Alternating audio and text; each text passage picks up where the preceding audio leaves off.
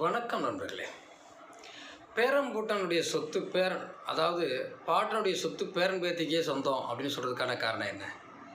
சொத்துக்கள், நீங்கள் செய்கிற புண்ணியங்கள் உங்களுக்கு, உங்கள் மனைவி, உங்கள் குழந்தைங்களுக்கு எல்லாருக்குமே போகும். உங்களுக்கு இந்த காலகட்டத்தில் நீங்கள் செய்யக்கூடிய புண்ணியங்கள் அது கண்டிப்பாக வரும். ஆனால் செய்யக்கூடிய பாவங்கள் உங்கள் வாழ்நாளில் உங்களுக்கு அதிகபட்சமாக நீங்கள் அனுபவிக்க வேண்டியது இருக்கும். அது முடிஞ்சு மீதம் இருக்கக்கூடிய பாவங்கள் பேரன் பேத்திகளுக்கு போய் சேர்ந்துருது. அது சொத்தாக இருந்தாலும் சரி, நீங்கள் வாங்கி வச்ச சொத்தாக இருந்தாலும் பேரன் பேத்திக்கு தான் போகும். தாத்தாவுடைய சொத்து பேரன் பேத்திகளுக்கு. அவர்கள் செய்யக்கூடிய பாவங்களும் அவர்கள் செய்யக்கூடிய எந்த வினை பயனும் அது பேரன் பேத்தியில் போய் சேருது. அதுதான் சொன்னாங்க, ஏதாவது ஒரு பிரச்சனை இருந்தால் அவர்கள் பேரம்பூட்டம் என்ன பண்ணாங்களோ தெரியல, இவர்களுக்கு அந்த பாவம் போய் சேர்ந்துருக்கு அப்படின்னு சொல்கிறாங்க இல்லையா? இதுதான் அதுக்கான காரணம். நன்றி.